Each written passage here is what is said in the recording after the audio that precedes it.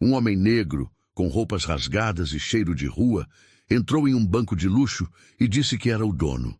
As atendentes caíram na risada, mas logo perceberam que haviam cometido um erro grave. O ambiente era frio, elegante e silencioso. Clientes sofisticados esperavam atendimento, enquanto funcionários em trajes sociais digitavam sem parar. Tudo parecia em ordem, até que ele entrou. O homem estava com o rosto castigado pelo tempo, roupas sujas e passos firmes. Trazia no olhar algo que ninguém ali conseguiu decifrar de imediato. Talvez orgulho, talvez dor, talvez os dois. O segurança se endireitou na cadeira, avaliando a cena com desconfiança. As atendentes também o notaram. Uma delas chegou a franzir o nariz. Mas ele seguiu, passo por passo, até o balcão principal. E então disse com calma: "Boa tarde. Preciso falar com a diretoria. Tenho pendências a resolver. Sou um dos proprietários deste banco." As palavras ecoaram como uma piada mal contada. Uma das funcionárias olhou para a outra e soltou uma risadinha abafada. A gerente, que estava saindo de uma sala, ouviu a frase e parou no meio do caminho. Havia um tom de deboche no ar. "Senhor, isso aqui não é triagem para abrigo", disparou uma das atendentes. "Se estiver precisando de ajuda, a gente pode indicar algum lugar." Ele não respondeu, apenas abriu lentamente o zíper de uma pasta velha que trazia junto ao corpo e retirou um envelope encardido, mas bem cuidado. Segurava como quem carrega algo precioso. "Está tudo aqui. Meu nome é Michael Carter, e eu vim retomar o que é meu." A funcionária deu uma gargalhada. "Carter? Tá dizendo que você é o Carter do nome da fundação do banco? Tá brincando, né?" Mas ele não sorriu, nem piscou. E naquele instante, mesmo sem saber exatamente por quê, alguns começaram a sentir um leve arrepio. O riso da funcionária ecoou no salão de mármore, como se alguém tivesse contado uma piada absurda. Outras atendentes logo se juntaram, balançando a cabeça em sinal de deboche. Clientes próximos também perceberam a cena, e alguns sorriram discretamente, como quem assiste a um espetáculo improvisado. "Olha, senhor", disse uma delas, ainda contendo o riso, "se o senhor quiser abrir uma conta, a gente pode encaminhar, mas não precisa inventar essas coisas, tá bom?" Michael não disse nada, apenas manteve o olhar fixo na mulher. Era um olhar calmo, mas cheio de dor acumulada. Um olhar que já tinha visto tudo: desprezo, abandono, traição e agora mais uma humilhação gratuita. O segurança, um homem branco corpulento, se aproximou já ajeitando o cinto e colocando a mão no rádio comunicador preso na cintura. "O senhor vai precisar se retirar. Aqui não é lugar para esse tipo de brincadeira", disse num tom mais ríspido, quase empurrando Michael com o corpo. "Eu não estou brincando", respondeu ele, sem alterar o tom de voz. "Eu fundei este banco com minhas próprias mãos. Eu e meu sócio há mais de 10 anos. E eu tenho provas disso." A gerente, uma mulher loira de meia idade, finalmente interveio, descendo os degraus do mezanino com postura impaciente. "O que está acontecendo aqui? Esse cidadão diz que é o dono do banco", respondeu a atendente, contendo uma gargalhada. "E trouxe uns papéis aí que, sinceramente, deixa eu ver", disse a gerente, estendendo a mão para o envelope. Michael hesitou. Olhou fundo nos olhos dela antes de entregar. "Só leia com atenção. Isso pode mudar tudo o que você pensa sobre mim." A gerente pegou o envelope com desdém, como quem recebe um folheto de propaganda em um semáforo. Tirou os papéis de dentro, passou os olhos rapidamente e franziu a testa. "Isso aqui parece registro de sociedade", murmurou. Ela examinou com mais atenção. O nome Michael D. Carter aparecia em vários documentos, ao lado do de outro. "Sócio, Richard C. Hale, atual presidente do banco." Por um instante, o deboche deu lugar ao silêncio. "De onde você tirou isso?" perguntou ela, agora mais séria. "Da minha história, da minha dor e de uma luta que eu venho travando há anos para provar que fui arrancado daqui à força", respondeu Michael firme. "Ah, Gerente olhou ao redor. As atendentes, agora desconcertadas, pararam de rir. O segurança recuou um passo. Vou chamar a diretoria. Você... espere ali. Não, Michael interrompeu. Eu não sou mais alguém que espera. Eu sou alguém que volta para cobrar. Nesse momento, todos no salão perceberam que aquilo não era apenas um mal-entendido. Era o início de algo muito maior. Algo que ninguém ali jamais esqueceria. Antes de ser confundido com um lunático e tratado como lixo naquele banco, Michael D. Carter era um nome respeitado entre os empresários de Nova York. Filho de uma faxineira e de um motorista de ônibus, Michael cresceu no Brooklyn, ouvindo da mãe que conhecimento é a única herança que ninguém pode te roubar. Estudou com bolsa em escolas públicas e, com esforço, formou-se em economia pela City College. Foi lá que conheceu Richard C. Hale, um jovem branco, carismático, também estudante de economia, mas vindo de uma família rica. Hale gostava de se aproximar de mentes brilhantes e viu em Michael um potencial que nem ele mesmo enxergava.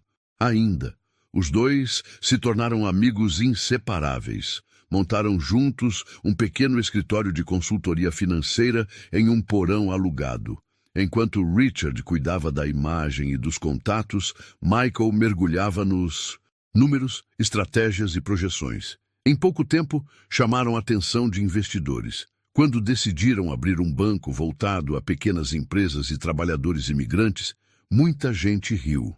Mas em 5 anos, o Liberty National Bank já era uma das instituições que mais cresciam na cidade. O sucesso foi meteórico. Michael cuidava dos bastidores, evitava os holofotes, mas era ele quem criava. Os modelos de crédito, as estratégias de captação, os projetos sociais ligados à instituição. Enquanto isso, Richard aparecia nas entrevistas, nos eventos de gala e nas capas de revista como o rosto do banco. Michael não se importava. Confiava em Richard como um irmão. Dividiam os lucros igualmente. Ou pelo menos, ele acreditava que sim. Foi numa manhã chuvosa, como tantas outras, que tudo começou a ruir. Michael chegou ao escritório e foi impedido de entrar. Um segurança novo disse que havia ordens para barrá-lo. Ele achou que era um erro, mas logo recebeu a ligação de um advogado, informando que havia sido afastado por violação contratual e conduta prejudicial à imagem da empresa. Michael ficou em choque. Pediu explicações. Tentou falar com Richard. Nada. Dias depois, a mídia noticiava que o cofundador do Liberty National Bank estava sendo investigado por desvio de fundos. Não havia provas concretas, mas os documentos estavam todos contra ele. Foram semanas de desespero. Seu nome foi manchado, sua reputação destruída, as contas congeladas. Os advogados que ele procurou diziam que o caso era muito arriscado. Em poucos meses, Michael se viu sem casa, sem dinheiro, sem família por perto e com um mundo inteiro apontando o dedo para ele. Foi assim que o homem, que um dia assinava contratos milionários, passou a disputar um colchão em abrigos noturnos. Mas o que Richard não sabia é que Michael não tinha perdido a coisa mais importante. A verdade. A primeira noite nas ruas foi a pior. Michael tentou dormir em uma estação de metrô abandonada, encolhido num canto, com medo dos ratos e do frio que cortava a pele. Ele usava o mesmo terno amassado que vestia no último dia em que esteve no banco. Uma lembrança cruel de tudo que perdeu. Na manhã seguinte, foi até uma lanchonete onde costumava tomar café quando era dono de tudo. Sentou-se à mesa e pediu um copo de água. A garçonete o reconheceu, mas fingiu que não. Quando ele tentou puxar conversa, ela apenas disse: "A gerência não quer esse tipo de gente aqui dentro. Esse tipo de gente." Nas semanas que se seguiram, Michael tentou procurar ajuda. Foi a escritórios de advocacia, tentou falar com antigos colegas, tentou até vender seu relógio, o único bem de valor que ainda tinha. Mas todos o tratavam com frieza, como se fosse só mais um louco nas ruas de Nova York. Os jornais haviam feito seu papel. Estamparam sua imagem com manchetes como "Ex-banqueiro investigado desaparece após escândalo", do luxo ao lixo, a queda de Michael Carter. As pessoas não se perguntavam se ele era culpado. Elas já tinham certeza. Passou a viver entre abrigos públicos e bancos de praça. Aprendeu a se proteger do frio, cobrindo os pés com jornais e a esconder sua única pasta, aquela que guardava os papéis antigos, o contrato social, do banco, a ata de fundação, tudo que ainda ligava seu nome ao império que havia criado. Mas a fome, a solidão e o desprezo diário eram implacáveis. Teve dias em que tentou conseguir comida pedindo restos atrás de restaurantes. Muitos negavam, alguns jogavam no chão, e ele precisava escolher entre engolir o orgulho ou continuar com fome. Mais de uma vez dormiu chorando em silêncio, escondido atrás de caçambas com medo de apanhar. Ele ouvia xingamentos. Era empurrado no metrô. Crianças o olhavam com medo, adultos com desprezo. A dor maior não era física. Era ver nos olhos das pessoas o julgamento, a certeza de que ele era só um fracassado, um ninguém. E mesmo assim, todo dia, antes de dormir, ele abraçava aquela pasta contra o peito como se fosse o próprio coração. Eu sei quem eu sou, e um dia eles também vão saber. Era uma manhã gelada de inverno. O vento soprava cortante pelas ruas de Manhattan, e Michael, mais uma vez, estava no mesmo ponto, sentado na calçada, próximo ao tribunal distrital, segurando um copo, de papel com algumas moedas dentro. Ele estendia a mão para cada pessoa que passava, sem dizer uma palavra. Já havia aprendido que quanto menos falasse, menos humilhação sofria. A maioria ignorava. Alguns desviavam o olhar. Outros murmuravam, "Vai trabalhar, vagabundo." Ele nem respondia mais. Até que, entre os passos apressados e casacos caros, um jovem parou. Era branco, magro, carregava uma maleta de couro gasta e usava um terno simples, bem ajustado. Parecia estar com pressa, mas algo o fez parar. Ele olhou para Michael, depois para a pasta, encardida que ele segurava como um escudo contra o mundo. "O que tem aí?" perguntou sem arrogância. Michael levantou os olhos. "Minha vida, documentos, provas. Mas ninguém quer ver." O jovem hesitou, olhou para o tribunal logo à frente, respirou fundo e se agachou.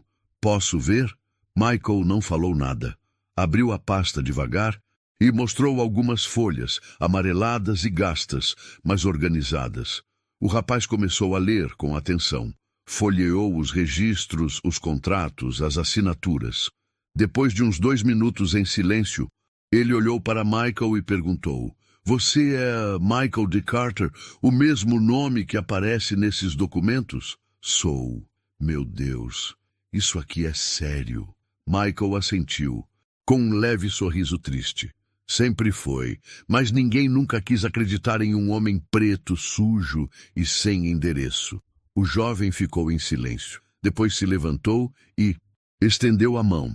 "Meu nome é Daniel Pierce. Sou advogado recém-formado e trabalho aqui no Centro Jurídico Comunitário com causas sociais. Se isso for tão real quanto parece, eu quero te ajudar." Michael olhou a mão estendida. Por um instante não soube como reagir. Fazia anos que ninguém oferecia a ele um gesto tão simples. Confiança. Ele apertou a mão do rapaz com força. Ali, sentado na calçada, sem dinheiro, sem casa e sem amigos, Michael ganhou a única coisa que precisava para começar de novo. Alguém que acreditasse. Nele, Daniel cumpriu sua promessa. No dia seguinte ao encontro com Michael, voltou ao abrigo onde ele estava hospedado temporariamente e levou uma pasta nova, limpa, para guardar todos os documentos. "Vamos começar do zero", disse ele. "Organizar tudo, linha por linha. Se tiver alguma brecha, nós vamos encontrar." Durante semanas, Daniel trabalhou como nunca. Revisou contratos, antigos, registros da junta comercial, atas de reuniões do banco, históricos de ações e, principalmente, os papéis que Michael tinha guardado com tanto zelo por anos. O que parecia impossível, aos olhos de todos, começou a ganhar forma. Michael nunca havia deixado de ser sócio majoritário do banco. Richard, o antigo parceiro e agora CEO do Liberty National, havia manipulado uma alteração contratual com base em uma suposta renúncia de Michael. Uma assinatura que, agora Daniel provava, era falsificada. Ele te forjou, Michael, disse Daniel com olhos arregalados. Esse documento aqui é falso. E, além disso, olha isso, essas atas nunca foram registradas no cartório. O conselho nunca foi reunido legalmente. Michael engoliu seco. Depois de tanto tempo sendo tratado como um doente, como um impostor, ali estava a verdade diante de si, nos olhos de um jovem advogado que acreditava mais nele do que qualquer outro havia feito. E havia mais. Ao consultar a Bolsa de Valores, Daniel descobriu que as ações no nome de Michael Carter nunca foram transferidas oficialmente. Estavam congeladas por causa da acusação de fraude, mas jamais haviam sido vendidas ou realocadas. Isso significava que, no papel, Michael ainda era o maior acionista do banco. A cada descoberta, Daniel se espantava com o quanto tudo tinha sido jogado debaixo do tapete. O que fizeram com você foi criminoso, Michael, e se a gente levar isso até o conselho de acionistas, com provas sólidas, você tem o direito legal de reassumir sua posição. Michael se calou, olhou para a parede do pequeno escritório onde estavam. Era a primeira vez em anos que sentia algo que não sentia desde o dia da traição, esperança verdadeira. Mas ele sabia que não bastava provar que era dono. Ele queria que todos, especialmente aqueles que riram dele, vissem quem ele era e que soubessem, sem sombra de dúvida, que o dono tinha voltado. A reunião com os advogados do centro comunitário foi marcada para uma segunda-feira pela manhã. Michael chegou vestindo um terno simples, emprestado por um voluntário do abrigo. Ainda não era o homem que um dia foi, mas já não era. Mas o que dormia nas ruas. Daniel abriu a reunião com firmeza. Senhores, o Sr. Michael Carter é legalmente o maior acionista do Liberty National Bank. Estamos reunindo as provas para apresentar ao conselho diretor. Não estamos pedindo favores, estamos exigindo justiça. Os advogados mais experientes ficaram em silêncio por alguns segundos. Um deles murmurou: "Isso vai causar um terremoto." "É isso que a verdade costuma fazer", respondeu Michael. Durante dias, Michael e Daniel organizaram toda a documentação em ordem cronológica. Montaram uma linha do tempo, anexaram cópias autenticadas, declarações de testemunhas antigas e até um laudo de perícia confirmando que a assinatura que o tirou do banco havia sido falsificada. Mas Michael queria mais do que justiça fria. Ele queria que cada um daqueles que riu dele ao vê-lo como um morador de rua estivesse presente quando ele cruzasse aquelas portas de novo. "Eu quero que seja no mesmo banco", disse ele. "Naquela mesma agência onde riram da minha cara." "Você tem certeza?" perguntou Daniel. "Tenho. Eles precisam ver. Precisam olhar nos meus olhos e entender o que fizeram." A convocação oficial foi feita.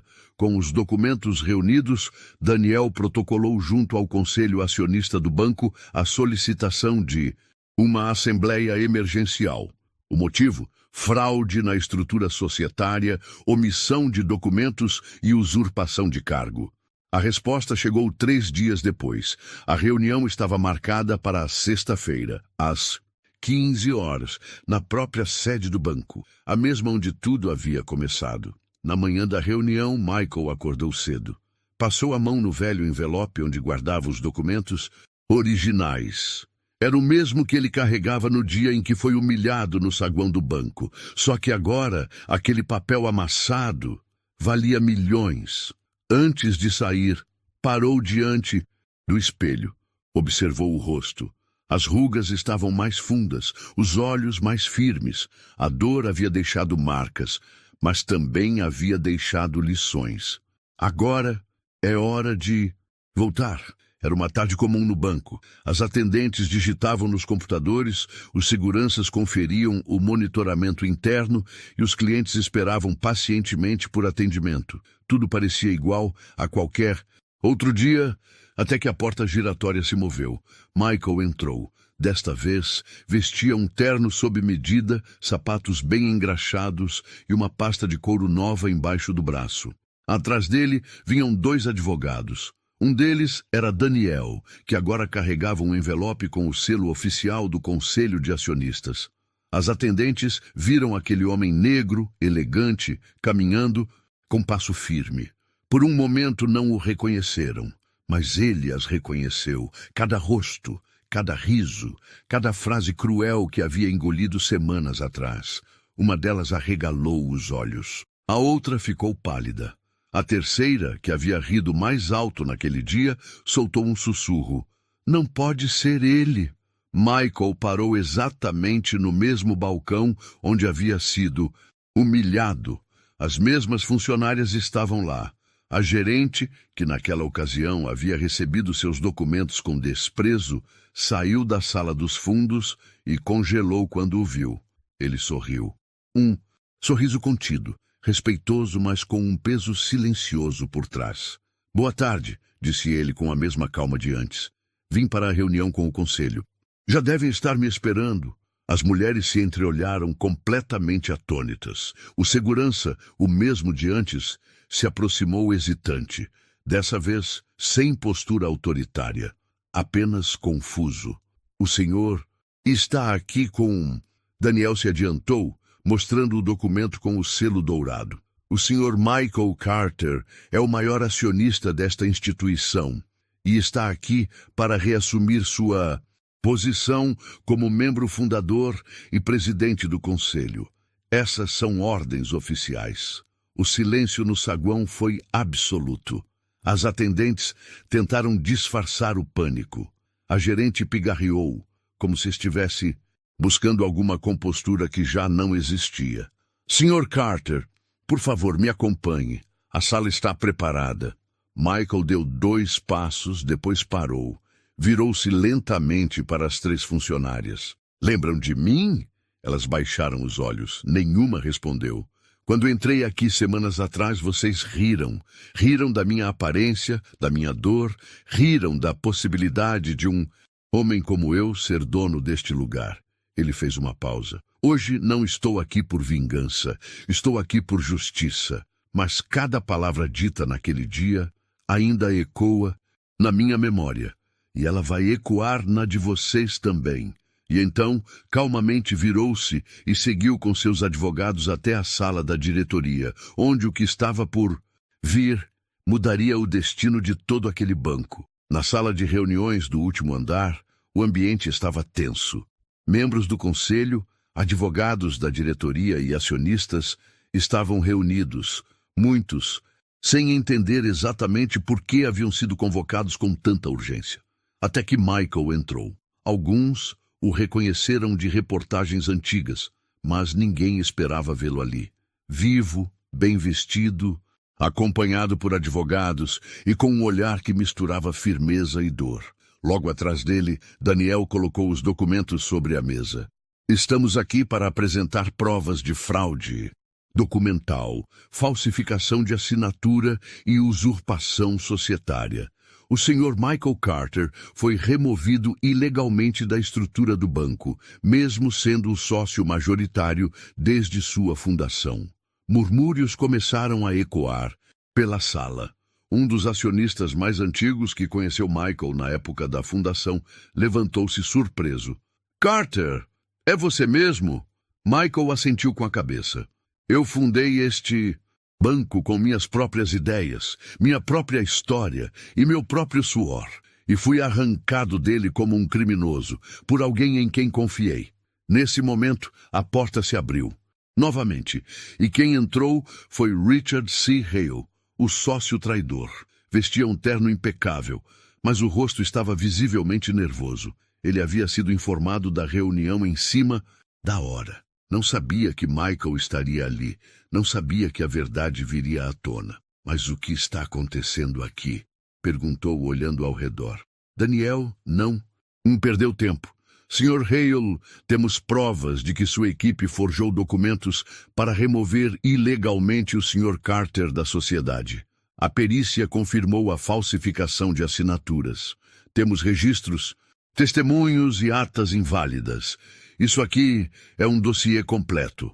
Richard tentou argumentar, mas foi interrompido por um dos membros do conselho. Espere, você nos disse que o Michael havia renunciado, que ele estava envolvido em escândalos. Tudo mentira, disse Michael firme. Vocês nunca se perguntaram por que eu sumi? Por que ninguém me ouviu? Porque ele cuidou de enterrar minha história. Mas esqueceu que a verdade tem raízes. O presidente do conselho olhou para os documentos, depois para Richard, depois para Michael. A partir de hoje, Richard Hale está afastado de suas funções. O Sr. Michael Carter reassume sua posição como acionista majoritário e terá direito a nomear nova diretoria. Além disso, os responsáveis pelas fraudes responderão judicialmente. Richard ficou sem palavras. Seu império estava desmoronando diante dos seus olhos. Michael, porém, não comemorou. Apenas respirou fundo e disse: Eu não voltei para destruir ninguém. Voltei para restaurar o que me foi tirado e para garantir que nenhum outro funcionário, parceiro ou cliente seja tratado como eu fui. No mesmo dia, Michael determinou uma investigação interna sobre práticas de discriminação, criou um comitê de inclusão e anunciou que todos os funcionários passariam por um treinamento intensivo de ética e respeito. E as 3 atendentes que zombaram dele foram convocadas para um comunicado formal. Michael olhou para elas e disse: Não desejo mal a nenhuma de vocês, mas que isso sirva de lição. Nunca julguem um ser humano pela aparência. A dor que ele carrega pode ser maior do que vocês imaginam. O nome Michael D. Carter voltou a aparecer nos jornais, mas, dessa vez, de forma muito diferente. Homem que foi expulso do próprio banco, prova fraude e reassume controle como maior acionista, dizia a manchete do New York Times. Ex-morador de Bundersitten, Rua vira presidente de banco em virada histórica, estampava o Daily News.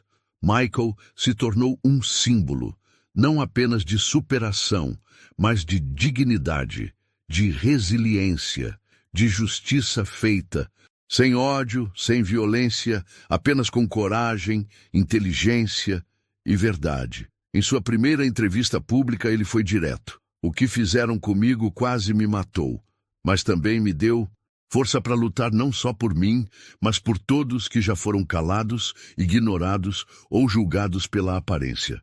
Ele criou a Fundação Renascer, voltada para capacitar moradores de rua, ex-presidiários e imigrantes com potencial empreendedor.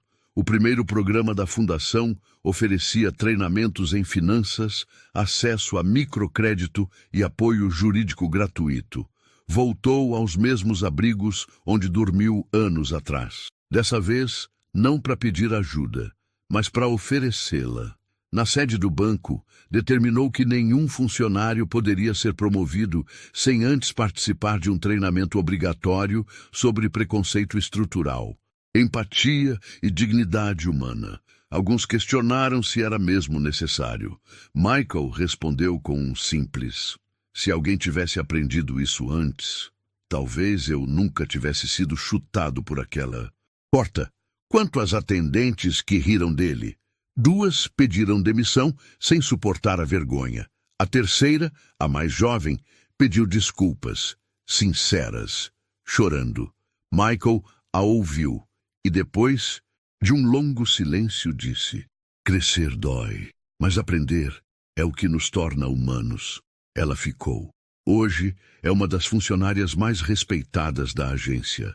Michael caminhava pelos Corredores do banco com passos calmos, nada de seguranças, nada de pose.